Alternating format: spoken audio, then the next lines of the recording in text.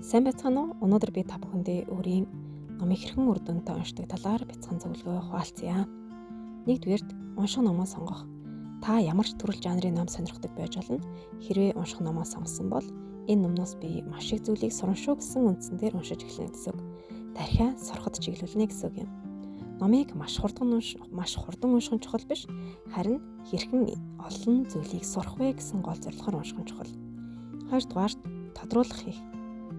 Хэрвээ энэ таны ном бол шүү дээ. Та дээр нь хүснээрээ тодруулж бас хүснээрээ бичиж болно гэсэн үг.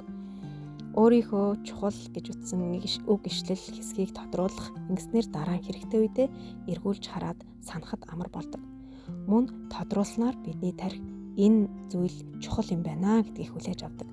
Мөн ном уншиж байхдаа бид чухал санагдсан бидний амьдралд хэрэгтэй санагдсан зөвлөмжийг бид нар нухацтай уншаад толгой дохин хүлээж авах нь тархи маань энэ үнэхээр чухал зүйл юм байна гэж боддог гэсэн үг. За 3 дугаарт тэмдэглэл хөтлөх. Бидний тархи аливаа зүйлийг тухайн үедээ сураад хэсэг хугацааны дараа мартдаг тул тэмдэглэж үлдээх нь номер 1 шилдэг арга юм. Миний хувьд болохоор өөрийнхөө тэмдэглэлийн дэвтэр дээр ингээд тод өнгийн тодруулагч бал харандаа ашиглаад айлуулахгүй зураад бичиж тэмдэглэхээр дараа ингээд хараад уншихад энэ ном дээр ийм зүйл гардаг шүү гэд санахад айгу амархан болдог. Дөрөвдүгээрт нь өөрийн гэсэн тэмдэглэгээтэй болох. Миний хувьд болохоор уншсан номныхоо чухал санагсан зүйлсийг 5 хушуугаар тэмдэглэдэг. Мөн өөрт илүү гүн гүнзгий сэтгэл үлдээсэн гоё санагдсан зүйлс байх юм бол зүрхээр тэмдэглэж өгдөг.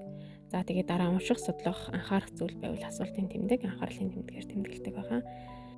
Ном уншна гэдэг нь ерөөхдөө бясалгал хийхтэй адилхан. Номыг уншснаар хүний стрессийн түвшин 60% буурдаг. Кофе уух, кино үзэх, дуу дуулах, хөгжим сонсохоос илүүтэйгээр хүний стрессийг тайлтаа гэсэн үг юм. Тийм болохоор та бүхэн номтой нөхөрлөж, номноос маш олон зүйлсийн мэдээллийг олж аваарай гэж зөвлөе.